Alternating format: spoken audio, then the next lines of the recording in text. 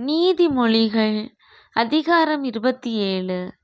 நாளைய தினத்தைக் குறித்து பெருமை பாராட்டாதே. ஒரு நாள் பிறப்பிப்பதை அறியாயே. உன் வாய் அல்ல, புறத்தியானே உன்னைப் புகழட்டும். உன் உதடு அல்ல, அந்நியனே உன்னைப் புகழட்டும். கல் கனமும் மணல் பாரமுமாயிருக்கும். மூடனுடைய கோபமோ இவ்விரண்டிலும் பாரமாம். உக்கிரம் கொடுமை உள்ளது, கோபம் நிஷ்டூரம் உள்ளது. பொறாமையோ வென்றால் அதற்கு முன்னிற்கத்தக்கவன் யார்? மறைவான சிநேகத்தைப் பார்க்கிலும் வெளிப்படையான கடிந்து கொள்ளுதல் நல்லது.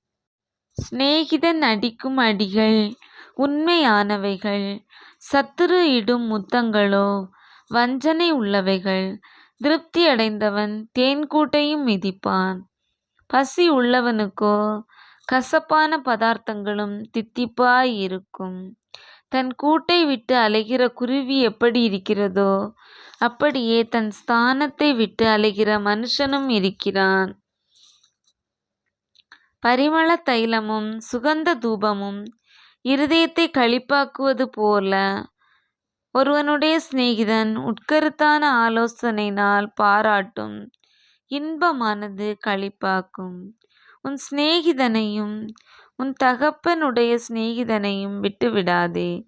உன் ஆபத்து காலத்தில் உன் சகோதரனுடைய வீட்டிற்கு போகாதே.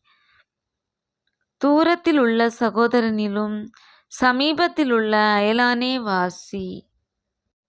என் மகனே, என்னை நிந்திக்கிறவனுக்கு நான் உத்தரவு கொடுக்கத்தக்கதாக நீ ஞானவானாகி என் இருதயத்தை சந்தோஷப்படுத்து.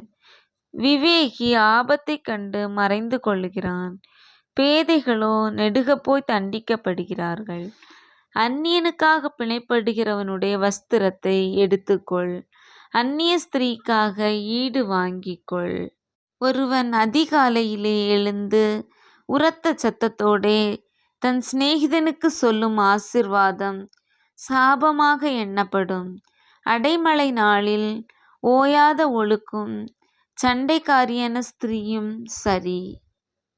அவளை அடக்க பார்க்கிறவன் காற்றை அடக்கி தன் வலது கையினால் எண்ணெயை பிடிக்க பார்க்கிறான்.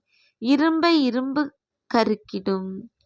அப்படியே மனுஷனும் தன் சிநேகிதனுடைய முகத்தை கருக்கிடுகிறான். அத்திமரத்தை காக்கிறவன் அதன் கனியை புசிப்பான். தன் எஜமானை காக்கிறவன் கனம் அடைவான். தண்ணீரில் முகத்துக்கு முகம் ஒத்திருக்குமா போல மனுஷரில் இருதயத்திற்கு இருதயம் ஒத்திருக்கும். பாதாளமும் அழிவும் திருப்தி ஆகிறதில்லை, அதுபோல மனுஷனுடைய கண்களும் திருப்தி ஆகிறதில்லை. வெள்ளிக்கு குகையும் பொன்னுக்கும் புடமும் சோதனை. மனுஷனுக்கு அவனுக்கு உண்டாகும் புகழ்ச்சியே சோதனை. மூடனை உரலில் போட்டு உலக்கையினால் நொய்யோடே நொய்யாக குத்தினாலும் அவனுடைய மூடத்தனம் அவனை விட்டு நீங்காது. உன் ஆடுகளின் நிலைமையை நன்றாய் அறிந்து கொள், உன் மந்தைகளின் மேல் கவனமாயிரு. செல்வம் என்றைக்கும் நிலையாது, கிரீடம் தலைமுறை தலைமுறை தோறும் நிலை நிற்குமோ? புல் முளைக்கும், பச்சிலைகள் தோன்றும், மலைப்பூண்டுகள் சேர்க்கப்படும். ஆட்டுக்குட்டிகள் உனக்கு வஸ்திரத்தையும் கடாக்கள் வயல் வாங்கத்தக்க கிரயத்தையும் கொடுக்கும்.